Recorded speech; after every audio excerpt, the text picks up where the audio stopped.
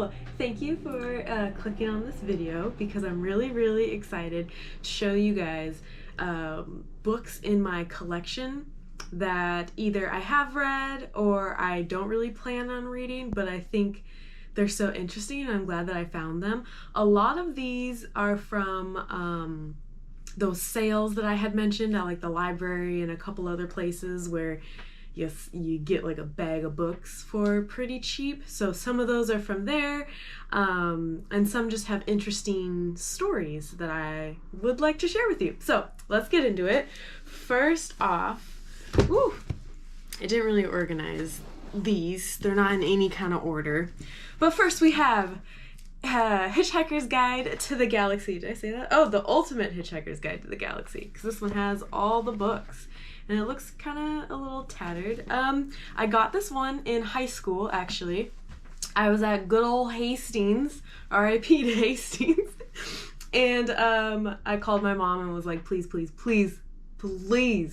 can I have this book? Look how big it is. You can give me this book, and then you won't have to take me to the library or anywhere else for like a while. And she said yes. So then I got this book. And I read it, and I absolutely loved it.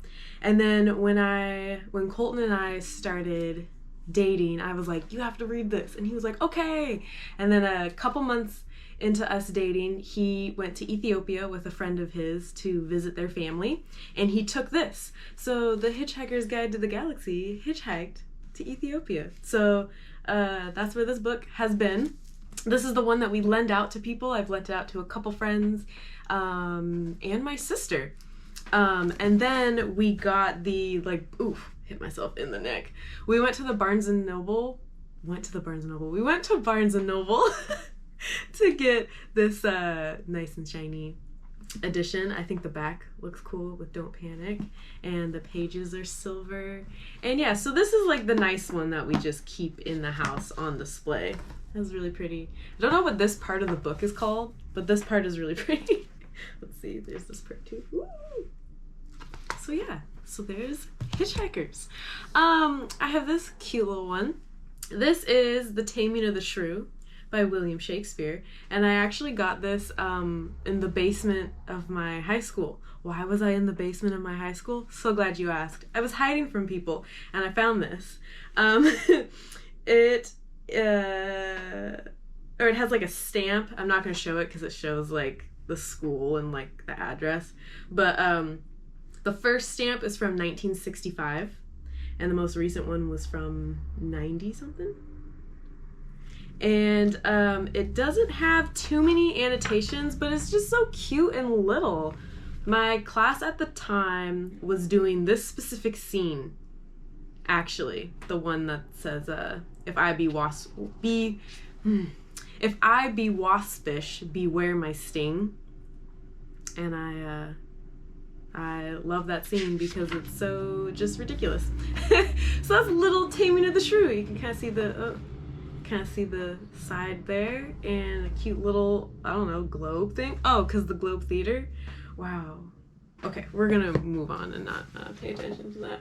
Here's a copy of Hamlet that I have. This one has tons of annotations. A lot of them are in pencil, so I don't know. Oh, this one's in pen. Some very pretty handwriting. Let's see.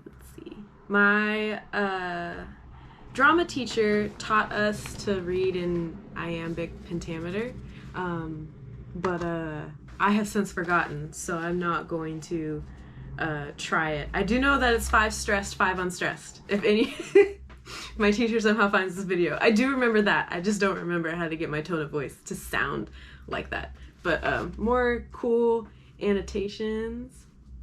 These ones are in pencil, so they might be really hard to see. But yeah, I just think this is cool to see that someone was reading this for class, probably, or maybe they were also an actor. They have notes, I think, of where to like pause. And yeah, I just think it's cool. We definitely got this one at one of those sales. I don't see a school name or anything, but I see, yeah, Book Nook. That could be anywhere. Next I have Irish Stories and Tales. It's super old. I think the copyright date is 1940. I don't have a plan to read these because I tried and I did not understand at all what it was saying, what I was reading. I do think it's cool. I may not look it. I am Irish. If you saw my mom, you'd be like, This one I just think is a hoot and a holler. It's called A Nun in the Closet. And look at this cover. What is happening? I love it. Hilarious suspense tale by the author of the famous Mrs. Polifax series.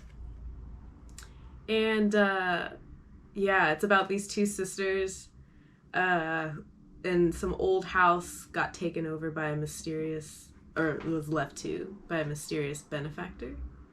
And yeah, the minute they step foot on the property, their world begins to shiver and shake. So it does sound really funny. I do kind of want to read it, but I also just like having it displayed on the shelf because the title and the cover, y'all. What? Next, I just have an older copy of the Inferno, and the pages are red, and I think that's pretty cool. I don't believe this one is annotated much. It doesn't really look to be so annotated, but oh, actually it is. I can't read it because I'm not super great at reading cursive, but yeah, there's some notes. Yeah, I just think this old one's kind of cool. The gold and red I think looks kind of nice. This one, I have no plans to read Westerns. There's a huge story behind this. I don't even know what the name of this one is. Oh, Savage Texas, A Good Day to Die. I don't like Westerns because I do not like how brown people are portrayed in Westerns. So I'm going to put this down. I'm going to tell you the story as to why I have this. My papa is one of the main reasons why I read so much and enjoy reading so much. As a kid, I watched that man read so many books. So many books. Like if he had Goodreads, his yearly Goodreads reading challenge would be off the charts with how much he read. I just always saw him with a book or a newspaper or a crossword puzzle, something to do with words. He had it. And in the last 7 years, 7 years ago, my papa got diagnosed with dementia. And part of his dementia, I slowly saw him not read as much and not enjoy reading. And that really hit me when one year for Christmas, I found a bunch of books that I thought that he would like, and like some collector's ones from some TV shows that he had enjoyed. And he seemed excited to have them, but I don't believe that he read them at all. And then I noticed I hadn't seen him reading really at all. And to see someone who was such an avid reader and loved reading so much, to then see them not enjoy that and not want to read was really, really sad to see. Like I have, maybe I'll insert it if I learn how to do that, a photo of me reading with my papa. I'm about like 2 years old, sitting next to him, holding one of his books while he's reading, and he has like his arm around me. And yeah, but I went over to my grandparents' house because I realized if there's anything I want to know about my papa or talk to him about, now is the time to do it.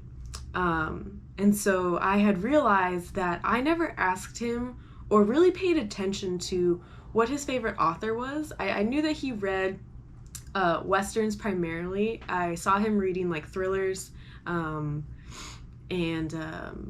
some other fiction ones every now and then, but it was typically Westerns. So I went over and I asked him, and I said, hey, I've never asked you what your favorite author is. Who is it? Or do you have a favorite author? And he said, oh yeah, Louis L'Amour. And I was like, okay, cool. Don't ever remember seeing a Louis L'Amour book, but I never paid attention to authors back then. He had told me that he had almost all of Louis L'Amour's books, and he didn't have any. He gave them all away to the base, I think. And he was like, "Did you want to read one?" I was like, "No, I don't really read Western, so no, I just realized that I had never asked you." And he got up and he has this cabinet next to the chair that he sits in. And he reaches in all the way to the back and he goes, "I still have one book with me. Would you like this one?" And I was like, "Oh, sure." He goes, yeah, here, you keep this one." So I will always keep this one.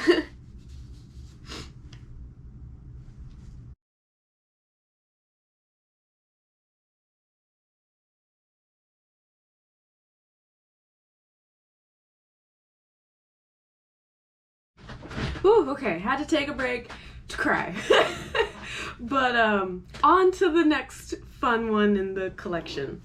This one is called Step Right Up by, I haven't been saying the, or I guess I've been saying the authors, but this one is by Dan Mannix.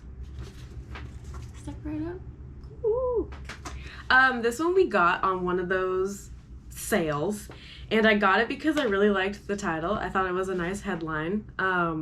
I'm a direct mail marketing strategist, so headlines are really big to me. So any book where I think, "Ooh, I bet you there's some good words and phrases," I will get it and absorb it. And this one certainly had a lot. I want to reread this. Forgive me. It is about a guy who joins the circus, or the carnival circus, and he learns how to do fire breathing and sword swallowing. And it's all about his time learning how to do all of that and all of the people that he met. While reading it, though, I could not tell if this was true or it was fiction. And then I looked it up, and I believe this was published under a different name, and then it was this guy. I could be getting it confused with another book, but it was very interesting and really, really weird, and I would like to read it again. I definitely did save some words and phrases down here. I do remember that his nickname was Slim because he was a tall, lanky guy. But yeah, so that's Step Right Up. Next, we have a Bible in Amharic, which is a language. Ooh! Forgot there's pictures in here. Which is a language spoken in Ethiopia. Let me turn to a page so you can see the writing of Amharic. It's beautiful. I would love to learn how to read the lettering. So most of my husband's friends are from Ethiopia, and a couple years before we met, he went to Ethiopia with them to see all of their families, and my husband fell in love with Ethiopia and the culture. And he does know a little bit of Amharic, which is really funny because where we live, there's a good sized amount of an Ethiopian population here, and Ethiopians here tend to think that I look Ethiopian, and so they get really excited, and then they start speaking in Amharic really fast towards me. I have no idea what they're saying, and then my husband will respond for me, and then we kind of see them get pissed at me as why don't you know your language, but this white dude knows it, and then he has to explain to them that I'm not Ethiopian, I'm from here, and then it gets into this whole big long thing. I don't know why I brought that up, but I guess just because I think it's really funny. But so I would love to learn Amharic. I know just a couple phrases, and I can say thank you, sort of. I don't want to try right now because I haven't practiced. I don't want to embarrass myself in front of any Ethiopian people who watch this video. So I love y'all. Give me some time, and I'll be able to speak it. But I really like looking at the writing. I just think it's absolutely gorgeous, and I'm really motivated to try to learn it. So here's this just one more time because it's gorgeous. And then that's the cover. There's nothing really on the back, but there's the side. I'm assuming it says the Bible. If you can read it, let me know. Okay, next And this is the last one. It has a little bit of a story. My friend Sam messaged me one night and was like, I have a bunch of books that I have and have collected from my place of work that I don't need anymore. And I want them to go to a good home. Do you want them? And I said, yes! And he came over and dropped a box of books off. One of them was 10 Days to a Successful Memory by Joyce Brothers, Ph.D. and Edward P.F. Egan. Egan. Woo! And it's old. Here's the back. And remember earlier when I said that I'm a direct mail marketing strategist? That brain loves this because this is written like a sales letter, like a press release, like any traditional marketing. And I freaking love it. I've just sort of flipped through it. I'm trying to see, this was copyright in 1957. It's just all throughout it. It is written like a traditional sales letter. And I think that is so cool. I'm trying to get to like a good page to really kind of show it so it's easier to sort of see here. Also, there's like random blue pages and I'm all about that. What is this? Why? It's like people's stories, I guess, but oh, and there's some annotations in here. Oh, do you see that? Oh, I did not see that page. Oh my gosh. Okay, so yeah, so there's wow, now I can't find the page that looks like what I was meaning with a sales letter.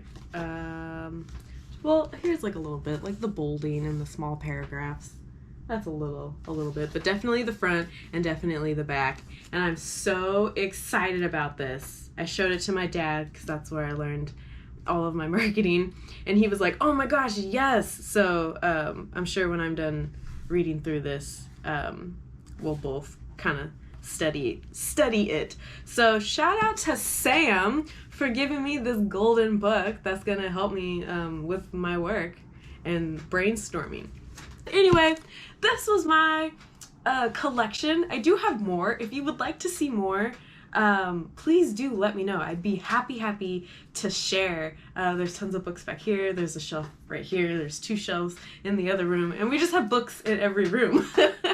So if you would like to see more, let me know down in the comments. And yeah, I'm really excited. Second video, let's go!